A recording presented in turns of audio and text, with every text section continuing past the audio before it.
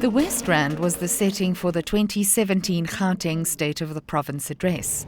Premier David Makhura spoke about the commitment he had made in his inaugural State of the Province address to revitalise the economies of the West Rand and Sedibeng and to integrate them into the economy of the Gauteng city region. He gave several examples of achievements in the areas of human settlements, roads and logistics, tourism, agriculture and agro-processing, and industrialisation. Job creation was another important topic, and especially opening up the youth to economic participation. Since 2014, when we launched SOPA 500,000, the flagship program focusing on creating economic opportunities for our youth and to ease their access into the labor market and enhance their entrepreneurial development, this program has achieved some significant results. It has achieved some results, but we first have to understand the scale of the problem. Youth unemployment is the most acute and primary economic problem facing our time. In our province, there are 2.7 million young people of working age who are neither in education or in employment, while 3 million of them are in our public and private schools, in our universities and TVET colleges. So many of the young people who are not in employment and in education end up getting involved in social ills such as drugs and substance abuse, as well as getting involved in crime. And SOPA 500,000 was launched to unlock opportunities for at least the first 500,000 of these young people, in order to enhance their employability and ignite the spirit of entrepreneurship amongst our youth.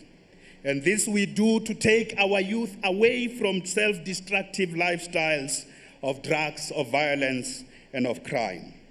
So what have we achieved over the first 2.5 years? Having started with the target of 500,000 over 5 years, we have now been able to give opportunities which include permanent employment, training, and entrepreneurship to more than 350,000 young people who have benefited from 4 pillars of our SOPA 500,000. So over the next 2 years, what are we going to do? And what partnerships do we have? Not what partnerships do we want to have. Already we have a partnership with Microsoft to provide training in digital skills to more than 1 million young people, jobs in the digital economy. The second partnership will focus on ensuring that the massive open online varsity move, which is now training 80,000 young people who are accessing free, high-quality online university education, and this program was started in Johannesburg, is expanded to reach more young people, not just in Johannesburg, but throughout Gauteng province. We also have a partnership with the business process outsourcing sector to facilitate the creation, quite urgently because these jobs are there in demand, of 20,000 digital skills, and young people who are currently being trained will be directed into those 20,000 digital jobs in the immediate. This is a partnership that works. We also have a partnership with young entrepreneurs who call themselves Buddy Box, who are working with the National Youth Development Agency here in our province. And now that we are working with them, we will double our efforts together with them. They're already doing this work on the ground to reach more than 10,000 enterprises owned by young people, including creating new opportunities for young people to create their own enterprises in wholesale and retail sector in our townships. This is a real partnership that exists. We also have a partnership with Coca-Cola to provide employment and entrepreneurship opportunities for young people, at least more than 30,000 of them in new retail outlets throughout the townships in Gauteng. And this partnership is being rolled out right now. We are a young province, 52% of our people are young people.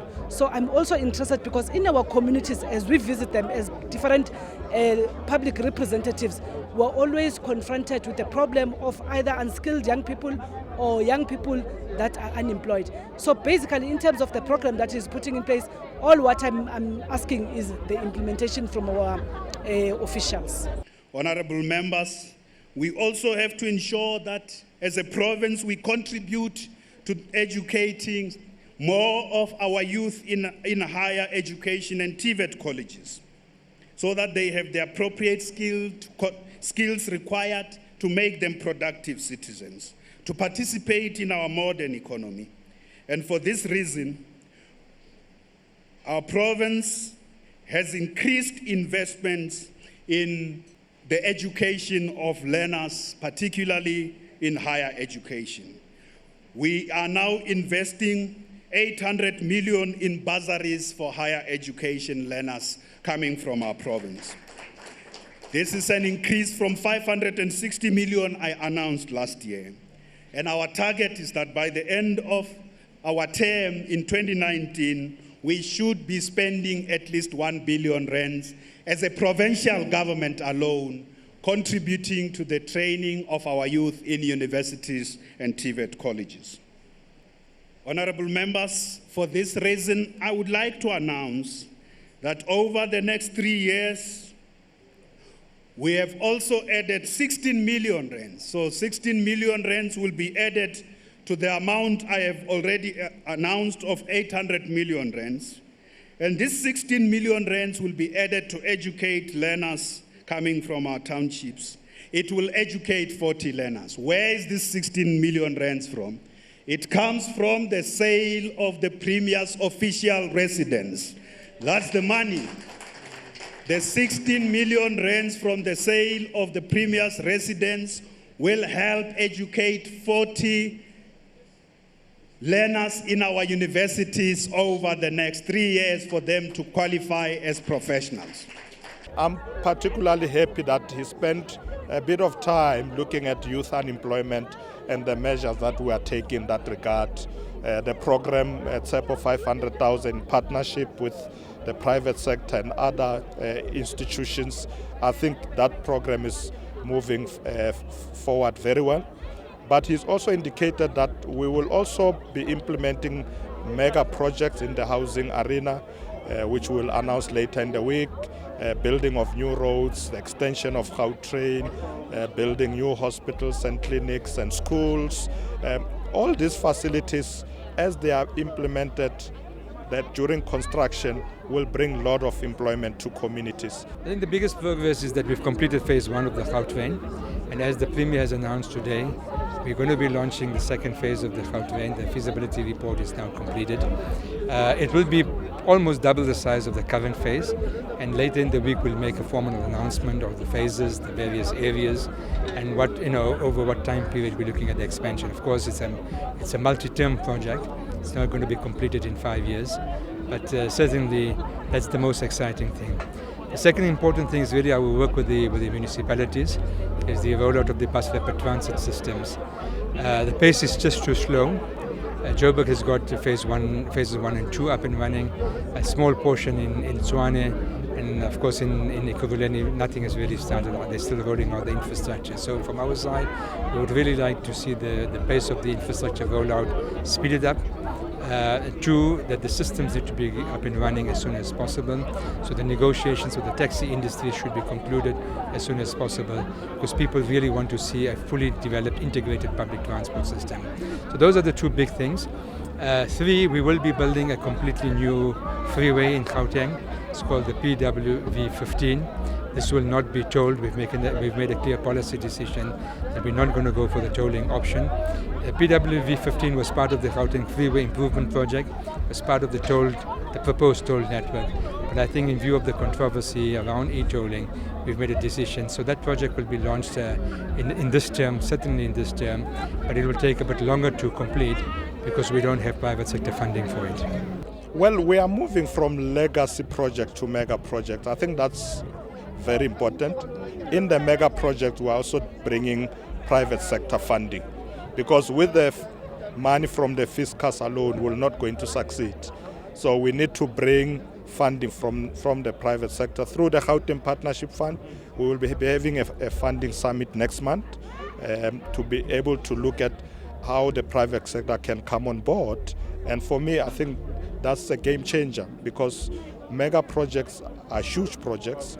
Most of them are 10 to 15,000 housing units with facilities, with shopping centers, with schools, hospitals, and many other commercial facilities. So it changes the way Gauteng looks. Most of them are on well-located sites. They are not in the periphery of cities. And for me, that's the right thing to do in changing the face of Gauteng. What we need to be focusing on now as the provincial legislature is to keep on checking whether those commitments are being implemented, and that we will do on a quarterly basis, as the Premier will be coming to account to the OCPOL committee, but also on an annual basis as he will be coming to commit or even report to the House in terms of those commitments. As the ANC Gauteng province, we welcome and congratulate the Premier for the speech he made, because the speech captures all the priorities of the African National Congress for the year 2017 and the remaining part of this political term of 2014 to 19. We particularly welcome the measures he has announced to deal with youth unemployment, to deal with the unemployment of young women, measures he has announced to deal with crime and corruption in the province, measures he's announced to deal and improve education in our province, measures which are going to be announced to implement the recommendations of the Health Ombudsman on the passing on of mental health patients in the province. What is the legislature's mandate for the next 2 years? Oversight is one of them, because it's in the Constitution. Public participation is another, but also doing oversight work is one of our program, but also cooperative governance. But I'm happy because the Premier, in whatever he has outlined, he doesn't leave local government outside of the process.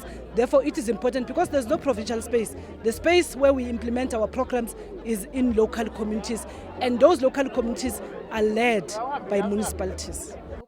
Stay tuned for an excerpt from an interview with Premier Makhura conducted at the JSE by Gugulethu Cele.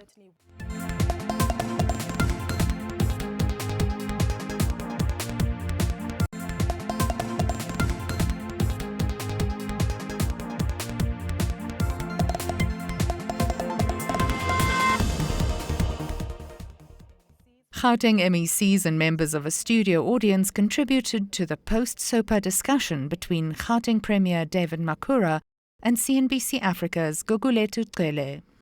Given the social ills and the environment that we currently operate in, with headlines of Bluetooth, if many of you might recall that, with regard to the abuse of drugs, MEC, I'd like to come to you, MEC yes. Mayatula Khoza, to give us further perspective as to, again, overriding on the theme of partnerships, as to what kind of developments we're seeing in the social development space with regard to youth and individuals being empowered in order to be active participants and contributors to the Gauteng economy.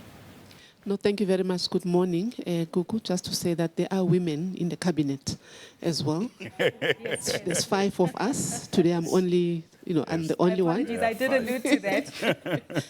Yes, indeed. I think as the Premier indicated yesterday, social infrastructure also contributes, to inclusive economic growth in the province, and it contributes to job creation as well. It contributes to the quality of lives of the households, because wherever we're building, wherever my implementing agent next to me here is building social infrastructure for us, we do contribute, to the households in that particular community. And my implementing agent is building schools in almost all the corridors of Gauteng, in the west, in the east, in the south, etc.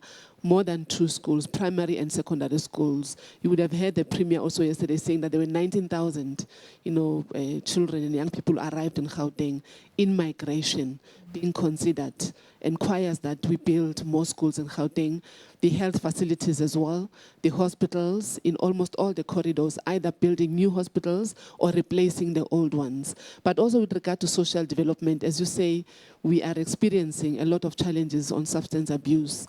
And we are engaging with our people in communities. We've been to Pretoria, Tshwane, in Mabopane, Soshanguve, where it is mostly happening. And yes, they say it's not just about building more and more rehab centers. It's also about families, individuals taking responsibility, communities helping the young people to help themselves as well. But we've taken many of them into rehabs. The challenge is to ensure that they do not relapse, and they do not go back. But also the challenge is to ensure that those who are selling drugs in their communities, Bluetooth, are dealt with as well. Because it's a myth to say that once you exchange blood from one person who's already high to the other, it is a myth that we need to dispel in communities. So yes, indeed, in terms of the sports, arts and culture, there is a social infrastructure that is being built as well. Your Maboneng sports centers, but also with social development, the older persons centers, residential centers. We've heard the Premier yesterday saying that it's so important for our older people, our children, to live in very safe spaces, proper spaces. For early childhood development centers, we are building creches in almost all the corridors as well. So this is part of what we are doing as social development to contribute to qualities of lives of our people. Thank you. Thank you so much, MEC Mayatula Khoza, one of many women making a positive impact within the Gauteng provincial space. My name is Deboho Mafodi. I'll ask on behalf of the youth and young people in business. I'm an award-winning entrepreneur in this country. And in my business, I know that to date, we've created over 170 jobs, especially within the township and the development space. But my concern is the likes of the mega projects that are coming up. Right now, for me, my concern is that it looks like the province or the Premier is shying away from doing developments in the township. Everyone wants themselves in the city, hence the congestion of the transport. And now the worry is that with these mega projects that will be coming up, how do we know that they won't be going to your big five construction or development projects? Because obviously with them, it's easy for them to compete on a case of capital, where else we might have the skills, but the capital to compete or to partake in these projects, it becomes minimal for small business. Thank you. Deboho, I want MEC Maile to deal with your question. The question about Deboho is a very important question. National, and I think you'll be happy to know that National Treasury has already amended the preferential procurement policy from the 1st of April. There are projects that we can ring fence and say, for instance, building of 5 schools. I'm just making an example. These tenders are just going to be tendered for by women-owned or youth-owned or township-owned. So the preferential procurement policy will help us to deal with some of the issues we're dealing with. But already, as the provincial government, we have said all the big business that come to townships to implement projects, especially those that are funded from the public purse.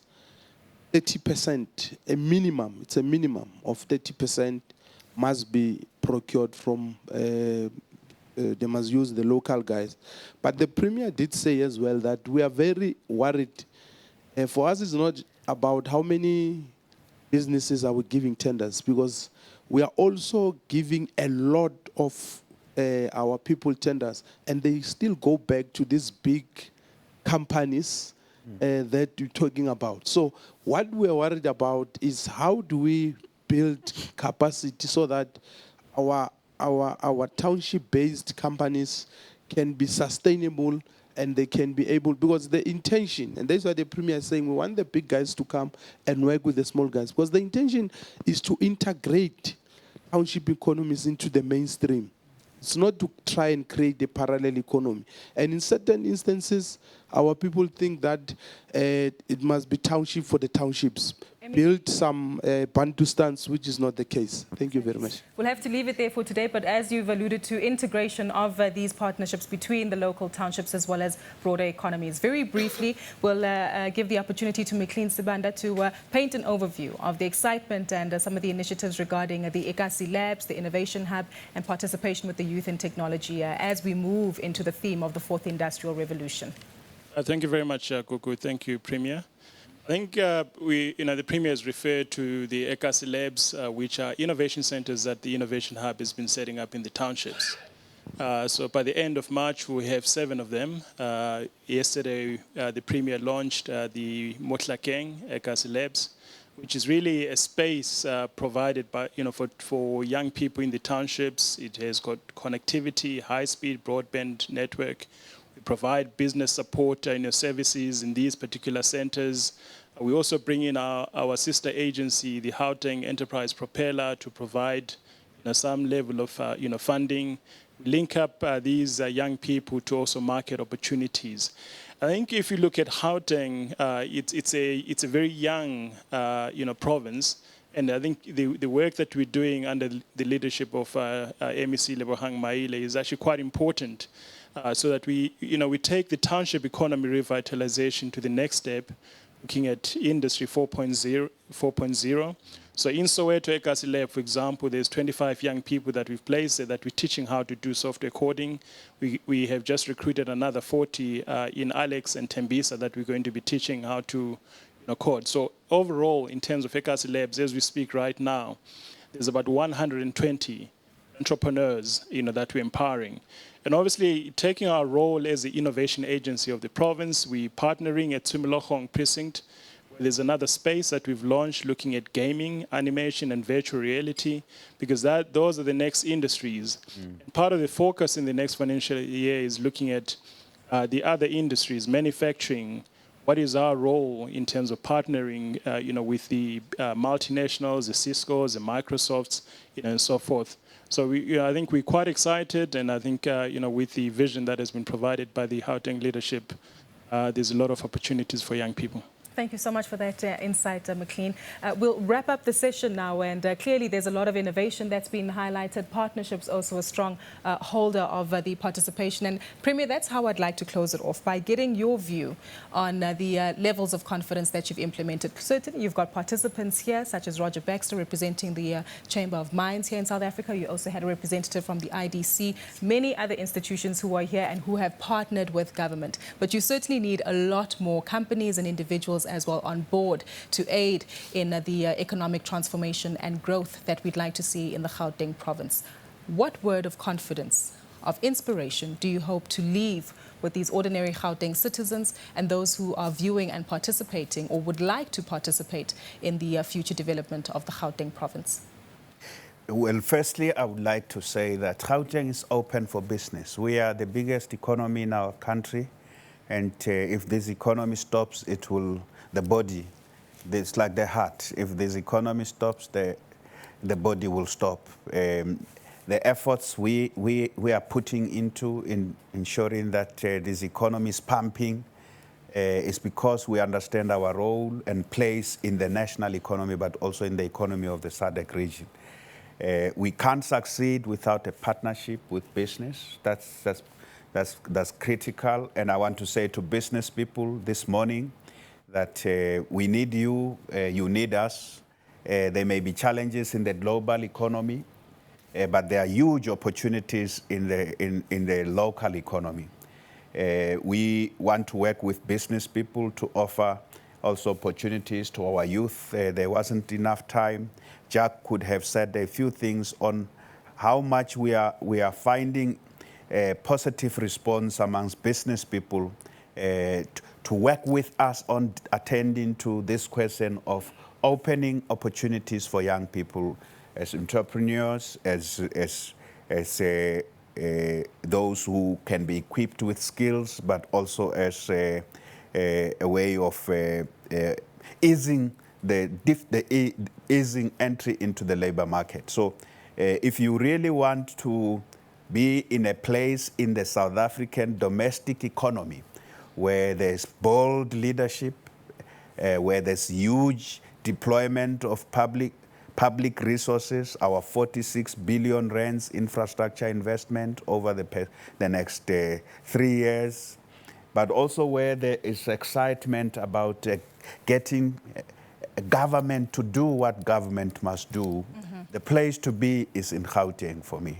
And I want to invite, again, more business people to join us We are spending a lot of time going everywhere on the ground, and that's why I was saying to Kaiser that we will come to where you are. Don't come to us.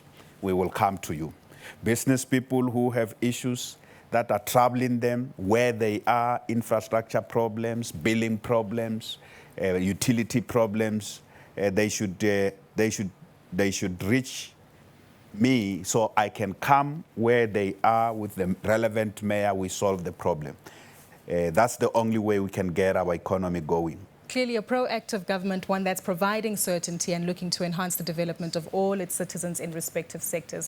Once more, big thank you to the Premier of the Gauteng province, David Makhura, for providing insights into the state of the province address and, more importantly, the economic trajectory of the province. From myself, Gugule Tutsele, and the team, we leave it here for today.